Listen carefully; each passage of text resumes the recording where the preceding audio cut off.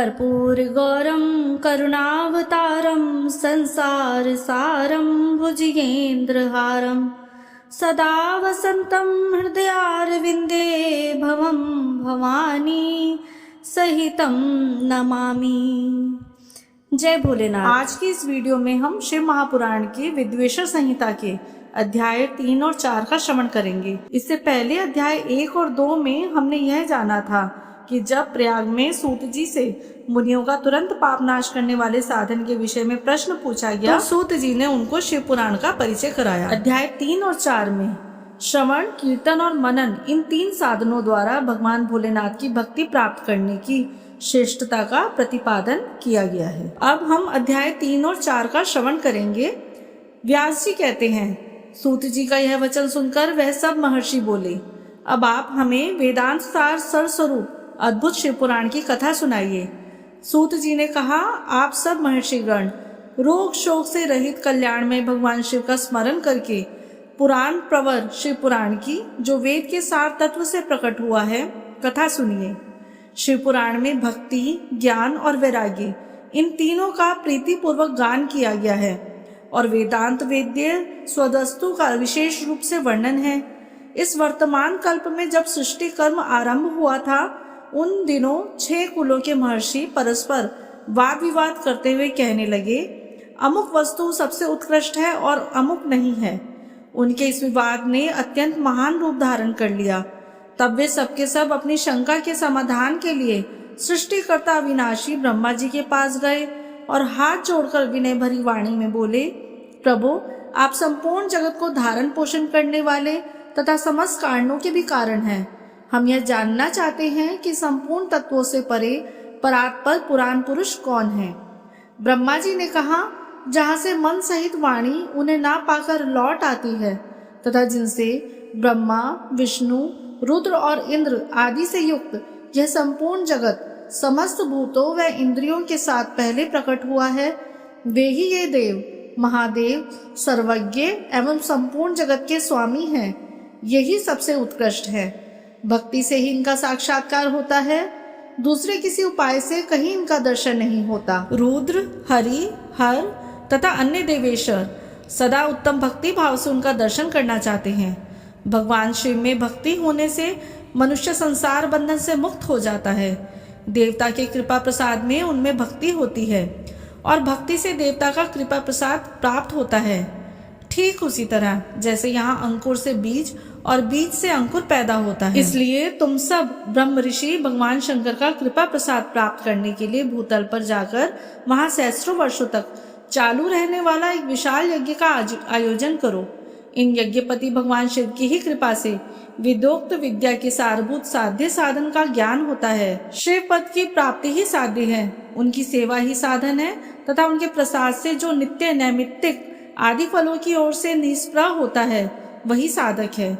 वेदोक्त कर्म का अनुष्ठान करके उसके महान फल को भगवान शिव के चरणों में समर्पित कर देना ही परमेश्वर की प्राप्ति है। वही सालोक्य आदि के क्रम में प्राप्त होने वाली मुक्ति है।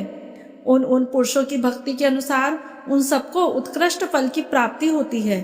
उस भक्ति के साधन अनेक प्रकार के हैं, जिनका साक्षात महेश्वर ने ही प्रतिपादन किया है।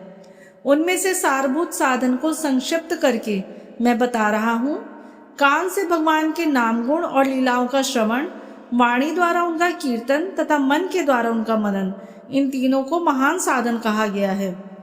तात्पर्य यह है कि महेश्वर का श्रवण, कीर्तन और मनन करना चाहिए। यह श्रुति का वाक्य हम सबके लिए प्रमाणभूत है। इसी साधन से संपूर्ण मनोरथों की सिद्धि में लगे हुए आप लोग परम साध्य को प्राप्त हों। लोग प्रत्यक्ष वस्तु को आंख से देखकर उसमें प्रवृत्त होते हैं, परंतु जिस वस्तु का कहीं भी प्रत्यक्ष दर्शन नहीं होता, उसे श्रवण इंद्रिय द्वारा जान सुनकर मनुष्य उसकी प्राप्ति के लिए चेष्टा करता है। अतः पहला साधन श्रवण ही है। उसके द्वारा गुरु के मुख से तत्व को सुनकर श्रेष्ठ बुद्धि वाला विद्वान पुरुष अन्य साधन कीर्तन एवं मनन की सिद्धि करे। क्रमशः मनन पर्यंत इस साधन की अच्छी तरह साधना कर लेने पर उसके द्वारा सालोक्य आदि के क्रम से धीरे धीरे भगवान शिव का संयोग प्राप्त होता है। पहले सारे अंगों के रोग नष्ट हो जाते हैं, फिर सब प्रकार का लौकिक आनंद भी विलीन हो जाता है। भगवान शंकर की पूजा उनके नामों के जप तथा उनके गुण, रूप, विलास और नामों का युक्ति परायण चित्त के द्वारा जो निरंतर परिशोधन या चिंतन होता है उसी को मनन कहा गया है। वह महेश्वर की कृपा दृष्टि से उपलब्ध होता है। उसे समस्त शेष साधनों में प्रधान या प्रमुख कहा गया है। सूत जी कहते हैं, मुनीश्वरों, इस साधन का महात्म्य बताने के प्रसंग में मैं आप लोगों के लिए एक प्राचीन वृत्तांत का वर्णन करूंगा। उसे ध्यान देकर आप सुने। पहले की बात है, पराशर मुनि के पुत्र मेरे गुरु व्यासदेव जी सरस्वती नदी के सुंदर तट पर तपस्या कर रहे थे। एक दिन सूर्य तुल्य तेजस्वी विमान से यात्रा करते हुए भगवान सनत कुमार अकस्मात वहां पहुंचे। उन्होंने मेरे गुरु को देखा, वे ध्यान में मग्न थे। उससे जगने पर उन्होंने ब्रह्मपुत्र सनत कुमार जी को अपने सामने उपस्थित देखा। देखकर वे बड़े वेग से उठे और उनके चरणों में प्रणाम करके मुनि ने उन्हें अर्घ्य दिया और देवताओं के बैठने योग्य आसन भी अर्पित किया। तब प्रसन्न हुए भगवान सनत कुमार विनीत भाव से खड़े हुए व्यास जी से गंभीर वाणी में बोले, मुने, तुम सत्य वस्तु का चिंतन करो। वह सत्य पदार्थ भगवान शिव ही है जो तुम्हारे साक्षात्कार के विषय होंगे। भगवान शंकर का श्रवण, कीर्तन, मनन ये 3 महत्तर साधन कहे गए हैं। ये तीनों ही वेद सम्मत है। पूर्व काल में मैं दूसरे साधनों के संभ्रम में पड़कर घूमता घामता मंदराचल पर जा पहुंचा और वहां तपस्या करने लगा।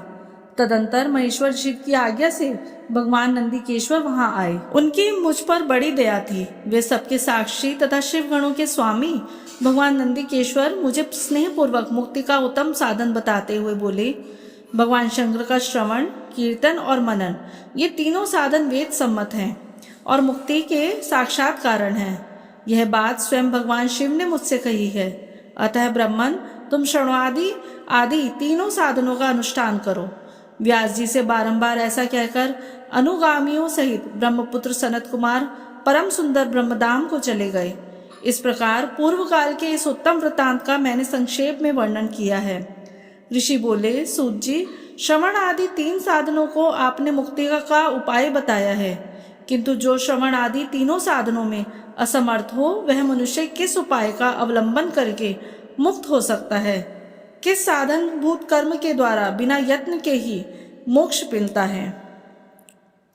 ओम शिव महापुराण विद्वेषर संहिता अध्याय 3 और 4 समाप्त। जय भोलेनाथ।